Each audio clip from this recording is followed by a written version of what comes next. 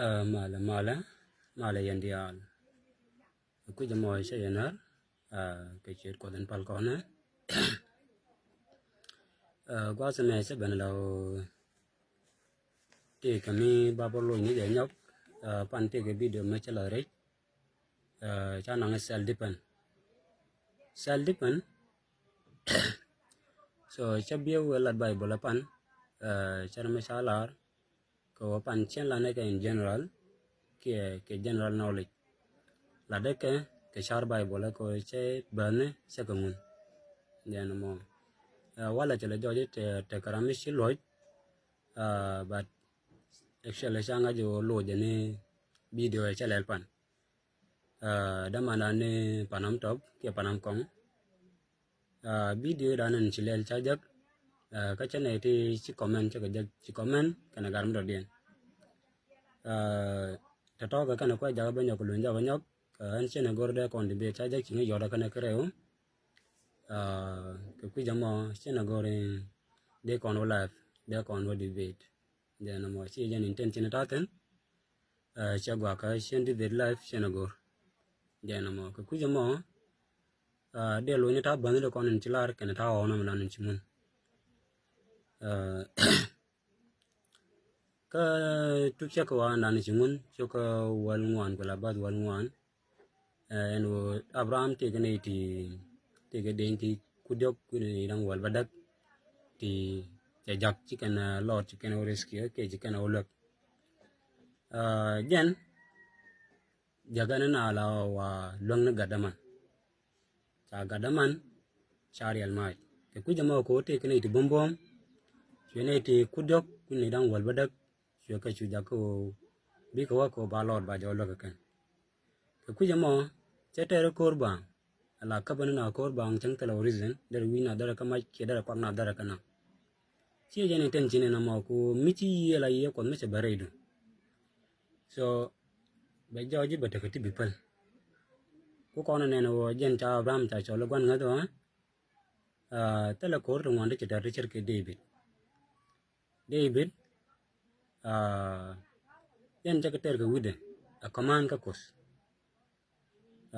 nen kono me che yure me che dom che command ko de medan sabana lo ka gong na san me chi gong na san ne jen jawa ka je che wala har je o mi chilar ne che gwa ko che be ka ko chi ku de je wor dom ne barjan char yala ka no akwar ka Israel me bi Israel be ka gang ke de e chang na kana ko akulla je woni be Israel be ka gang tele dor ke o en maro je wal delle kamran kana ko je na mo maro Goliath maro David kana kos kana maro Samuel kana ko ne na won la shala aga chana tan chilarane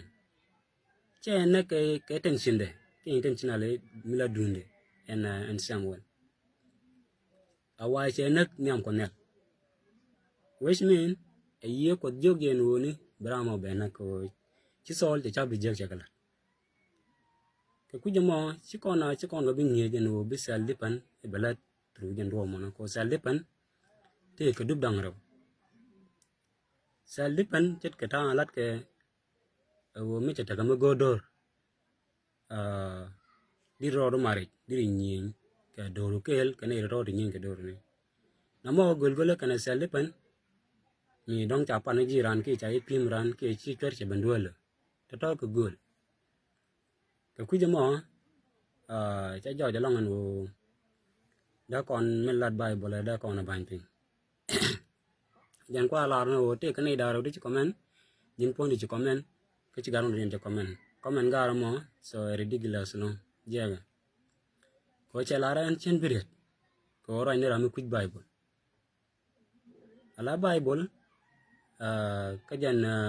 usgan Israel cho janaro kala bad wal yok mandan eno wa chala ra chura nak chanyo no mite ke reason mi dire nak ran chet ko me che do maran ke che da mor che nak ke em che mi den che lat dire nak tala translation bi je tin kan bible di ale kill with reason la nang ka do mu go tala je ka kone la jinga da chira bu kung ma je ke self protection chibita ka Mercedes ke chibita ka Klein ke chibita ka bit ke self defense ka kuje mo darajan ta ande lu ni Old Testament kata lat ke la Old Testament maroj gung ni kana kos tara maka maroj de me si Isaiah me jaban ban Isaiah chi ko de laru chi kore chi ken go mane yar ma ne so ka kuje mo me jaban joy ma de ne la ngi ne cha ka chen je ta yor re lu ni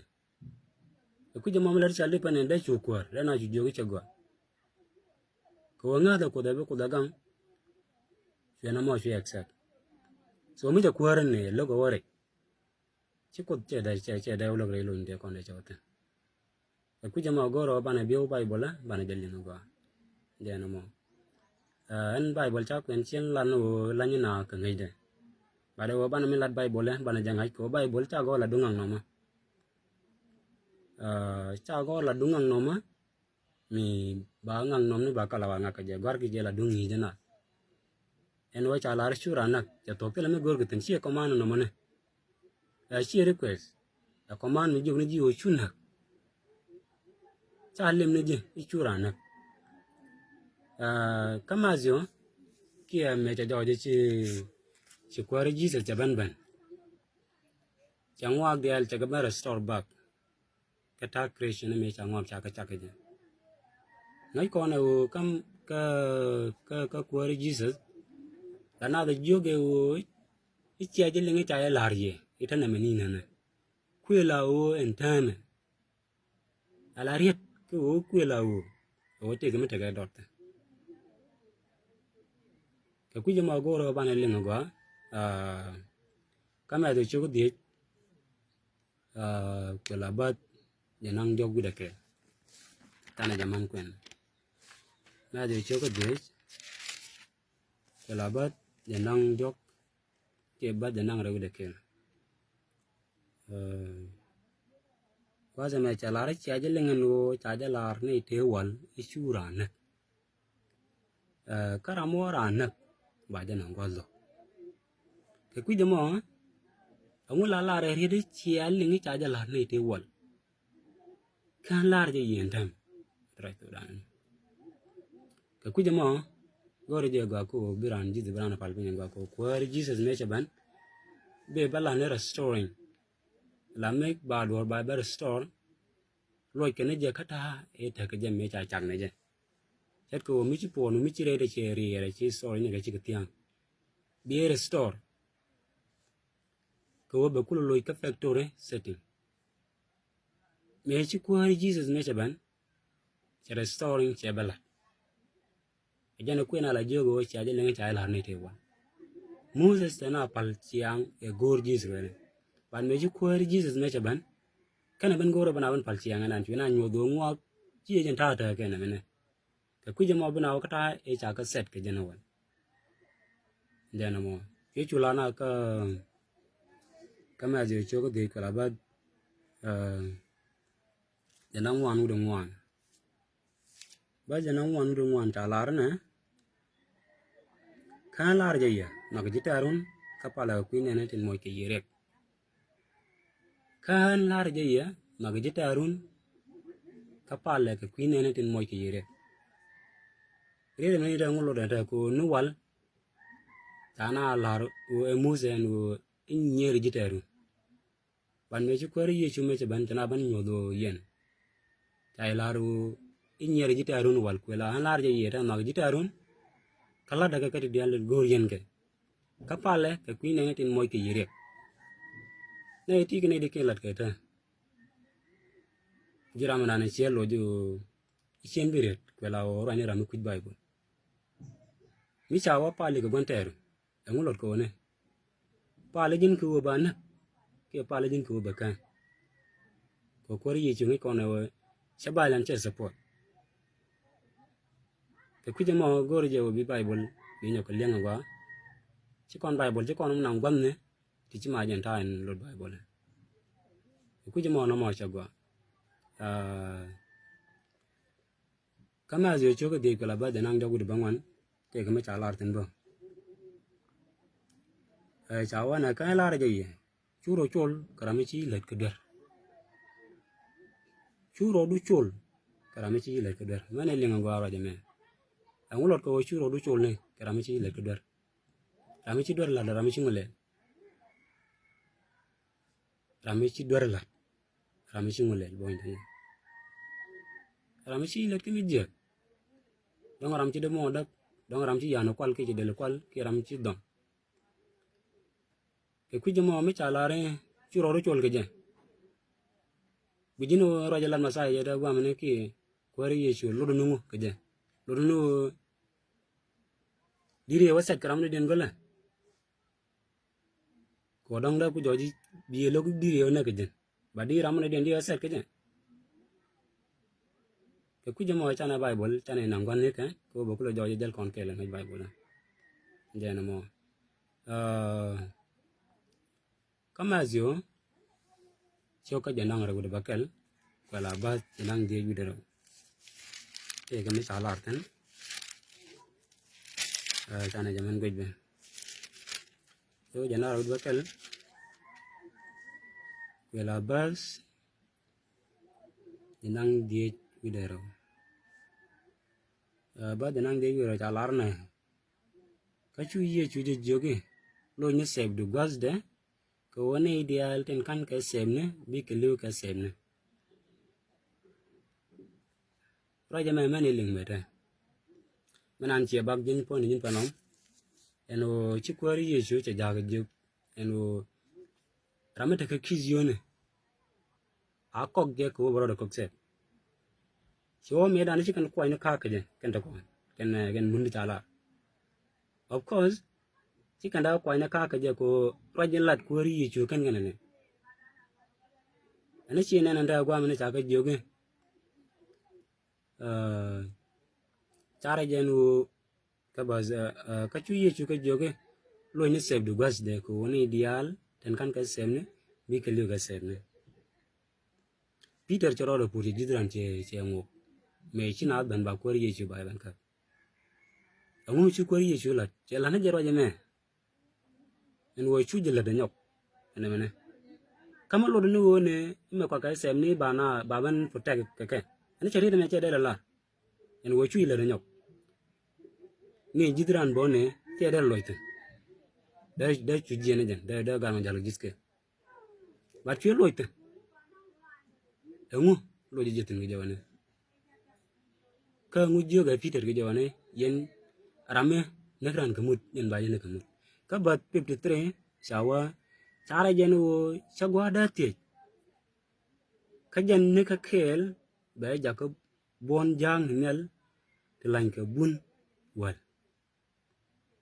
kine nan da wo chu ko ri ye cha balan cha support dama wo metar ne je ko medan chi da ter Peter dara gwan chu se ne ka kel jana ta ja la ne de bon mi di de jakaje de ko de chu banter ba tana joge no tala ra meter ko ka ku jamo gore jawo bana bible bana jalenga ba jana mo an chapos medan go no da yen min lut saldi pana da yen lara ko jin pana mo kine le gwan no saldi pan me do ben din dara ganga jone saldi pan ko me daga mo godor biru nyin tin ki saldi pan ko mi ta grami ci benu ci jate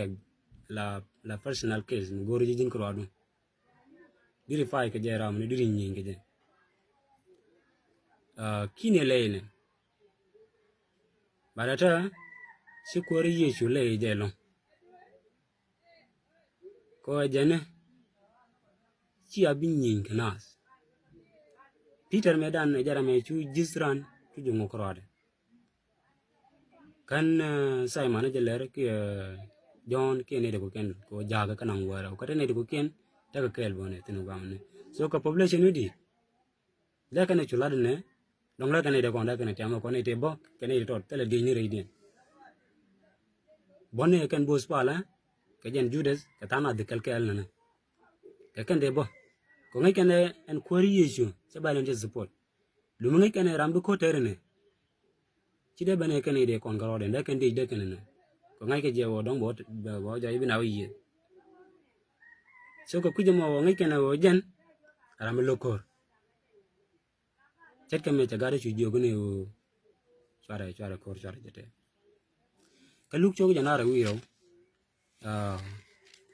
waden kwala larin chagadi jogi ku gorodon semme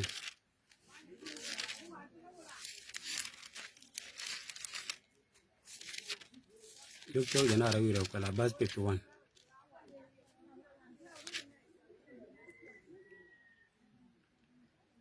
bas 51 salarna ka chuye chuwe chwar me nyok ka chuye jis de sep ka chuye jakka gwa angu jiyo ka jaka chwar nyok ne wote didi ko me la gade jene sel pan chicken manuna ma ka neke ka kuje mo da ka ro defend tena ta en kula ngai ko da ra defend ba chi ko ri ju wode ko ne nyok ka jan bas 51 ka chuye chuwe chwar me nyok angu cha nyok jo ne tede jega angu cha nyok jo de jiran de punyo nyok ne o jega so min la deje en kwari yeju dara joy da gwaj ke men lat gwana bozari dara ban joji kwara gul tere je ko bati jene la de ka bas 52 chawa ka chu yeju bos palat ndit kana gang lo ko kedit te si ban ka je teje ti yen ban ka sem ne kana kene chit kam la ba mai na chi ka ban ka je ke kene kana sem ne chit ko mai na kana joge me ta kel ke yen chiang rei lo ko ka kan yana kap na me asadu kana bongo la nyuzi ni ka wo chi tamde je chop je tam ba ka beje mare sali pantin ne de pararan dere chujien dere wuzdo wala la dere gwam do dien ta dalen para ngade jagne tara mi de jag ko be mission be complete je na wo je wo ba yi fwa kena wo ba ja ko logo ne me chware nyok wo bia sali pan bia la ci jin peter ci nyok le ni nyok ejene ku jiran ku lo tin ko ngai je e bai len dala de ja ko ne so na me chagwa min ta wala ka jon ci ko wal bada ko la basar tek elar ne sawa ka chu ye chu de loje kwara ce dun wa me no ba kwara ka o da ji kwara ko ter ko cha da la tan ni ji jus ce ke no ci kwara adun wa me linga me lar kwari ye chu ende ramada kon joda kel men ko kon ngang ngam ka jogle jene kwara ci dun wa me dun wa da ji kwara da kan ko ju ter engu pana na o tar ko ne ka salipan min pana na o tar ko ke je engu ka salipan lat ka mo ne e jaga ko tel ko mi kana ka ma kana ka so ko kuje mo ena je ko kwara ci kwara me mit la ku ne ta ba ga je Jerusalem wa de ba ko ban pat ala wiji jus dial ta wako me ta ku jale ta ku banani nda ta dob de ta pap kul ka kina ka dit akine je wo be kwar be kanandam badana jogde cena wa exhaust ko ina joge chigun lot kay je ne woro nuna en bela ko ene jana ko ngeje so ne da de jus de chu mo blai cena ta te lo jus de kwar dum ro me mane dere jien de kwar ye chu de chu re dere ko chu mo blai ko fanye ne jus te ke de ne but chi den ejene ko la ta again jus ke de jus ta ka again jen ko jen tele na min gorge sal defan che support che me do dien mi daran ham che support ke ku jamo gore je wo bana bible bana jelin ko clear le jena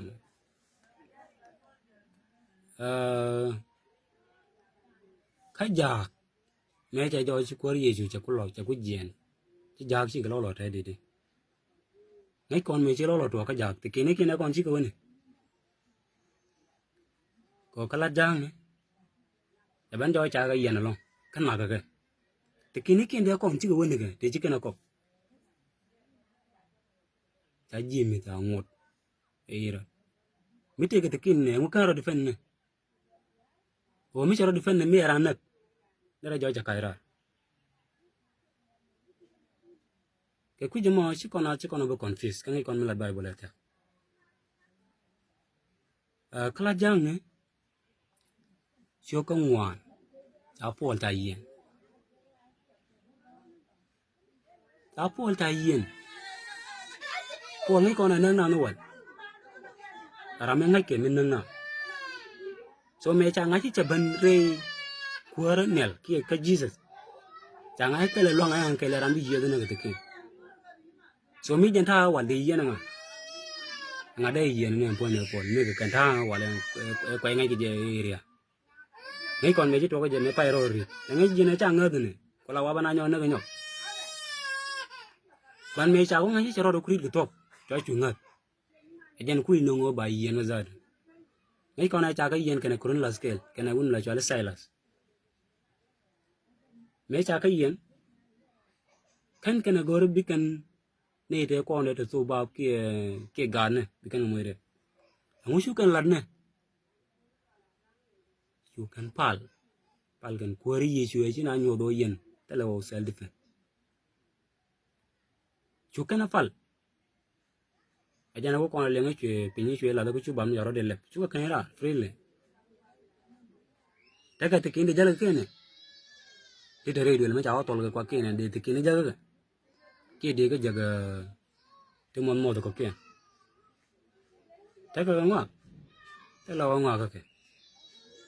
ku jama kon bible la kon chi confuse ka kon christian kon ye confuse ye jin panom runde chi do dok la ngi ji gwa but right now chi wo gwan do ko ken ko gwana baran ba la to chena ta chala dim nan machine chena gor ko no live de lo ni men chi laran ko ngajin video lo ni video da cheng me kine check tene emni ala ro ni kon je but ke ku jama cha gwa la bible chi dung no ma e dung ni ja mi nge kane dor ke je ko be dor nuare dara ta kane de wore kana kos njeno mo kala jang cho ko boro sa un la jale Stephen a bung ni ke do le ten a nang no kwar kong no gwa mo gwa ta gul pinyi ni dia la bo ke do man liade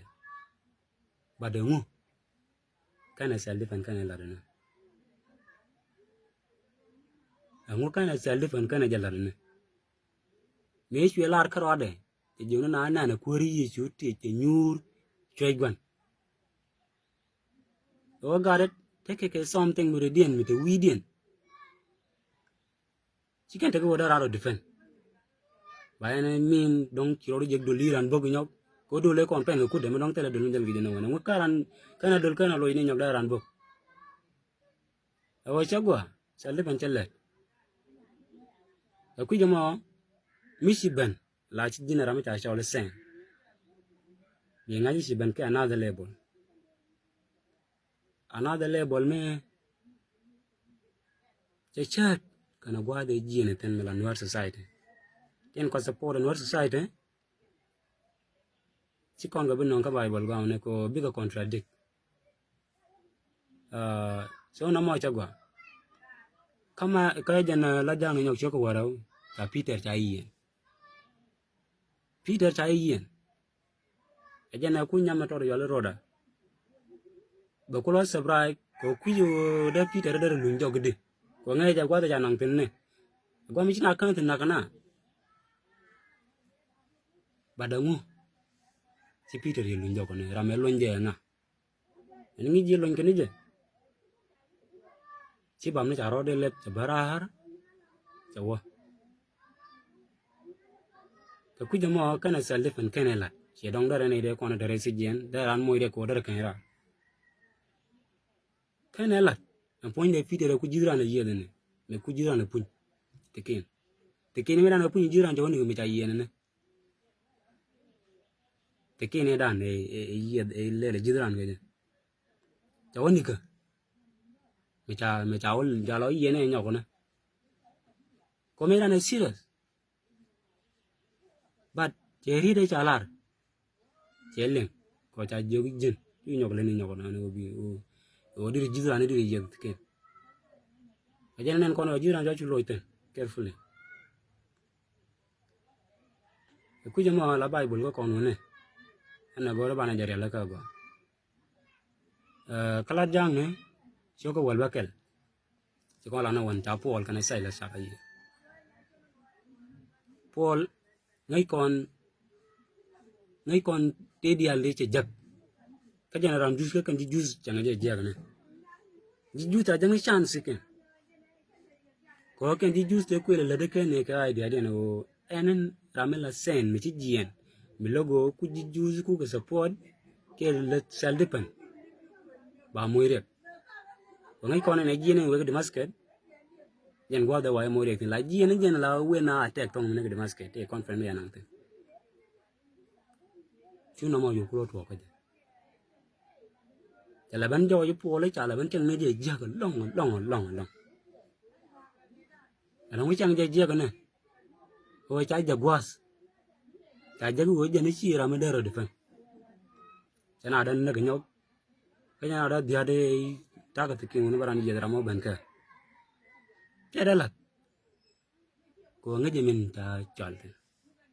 ajan kwa la ngani ye kan ko ra da ye ajan bina lo ga ne ngai kon ko ri yesu te ko kwa mi cha nang ni wi pam ko de ja wa ku ba de wi cha la de ne cha na ngo ko ngo kan na jo ne wu ne ra mo ban ka le go go fi ni wi pam ne ban yin me chi la chu wang na ko gwen ro da gwan bolo chen ye de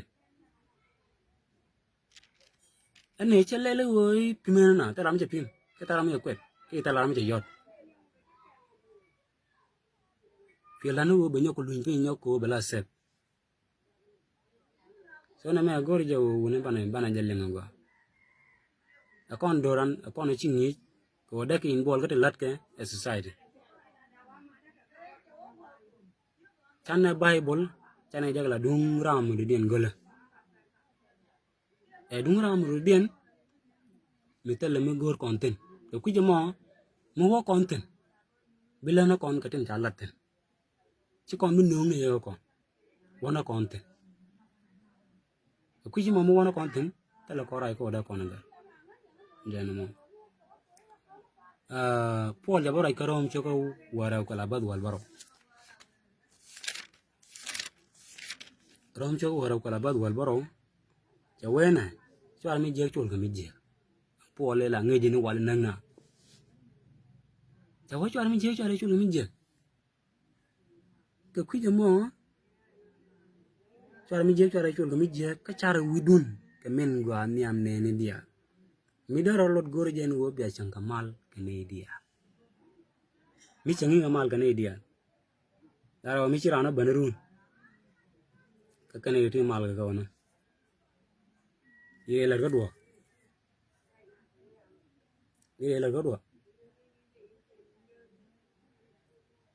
ala gwa de ci bantene ne agwa mi cha jika cha ka forbid to do any kind of violence cha jika cha ka forbid kala violence bala jana mo kaluk cho ko ngwan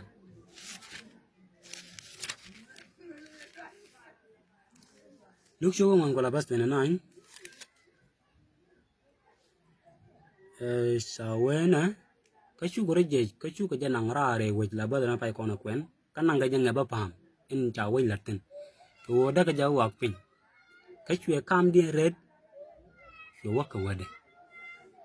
you see Kaya nang nge ba pa mo la gu de jo wa pin. So un kan le ne. Bala na sal di pan min har mod. Sal di pan e use ne ngu. Kana mo ro ga pa ma bana ai kulo jo jo ko baro kulo je gwa mi wa ga ja. Wa shwere na kam nas ko be kulo sap. Ku je mo Bible go je wa chana nya le nya. Kaluk cho jana ra wi ro ko la ba de nang jo ku de baket.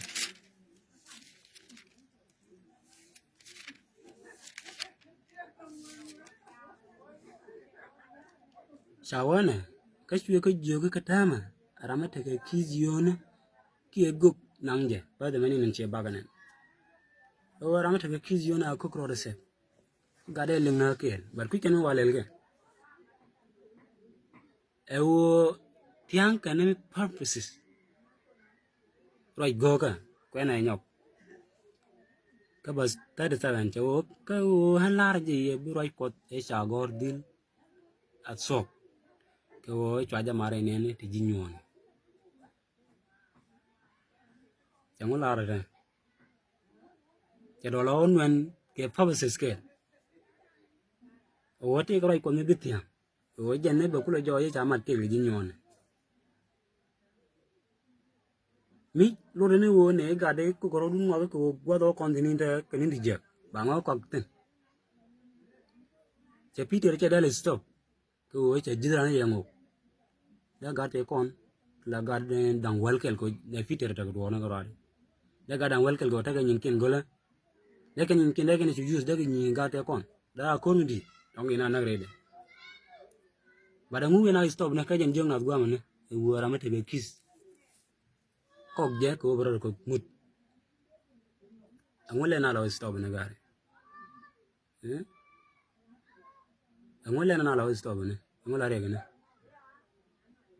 o che la ga basar ta man gwa ko han la je ye ngoro ko de cha gor di la stop ko be jo ye cha mat re ne ti jinyone ke men cha gor ko kuida be chula to ha ne gora bana iling bo bazan ne ko cha kon be confuse ga di ne ji kan lo lo le mi chi ko ken dia chi ko ke te kene ken dia chi ko mone to do self protection ga ne ye chi lo lo ta ma da long ne ko na cha jo je chi kwari yi ju je re den ngot kan ni je ki yi wa ti ko don mi dara den tawten ko dal ga ji jus wa ra den taw na mi ta ga te ken de kon te ke na ko ne te ja ga ju ko ka ne ga te ken ra ka ne ga ku je mo ko na chi confess ana me arajan endela ke dajan ta endelo ni video de mandan shen live video chen agor chen de be chen agor kala jan tok roi dan ne me changa bo video dan ni ladni je ka video ka dan me fan dan mo ka ku jamo yene de ngai ke bible long ko la ba ja fara woni la baja para ko ne to wan mo na ya kwen bai bola cha ngai ken ngai kam mulut ko da la bai bol nya na ko de gati ko human being cha gwa meri le den che go olat ke jikris ka kwira mon rin cha no ge chang ne mala lar ga no re de ngan ga kwira mana na red bang la lar ne ba ta lam de no ta ram de no na ga kwira ku jama gor je wo bana bible bana nyok liang nyok ku jama dara janta ande lo ni bi dudu shi la da chata ne akwar mala ata kel ke ja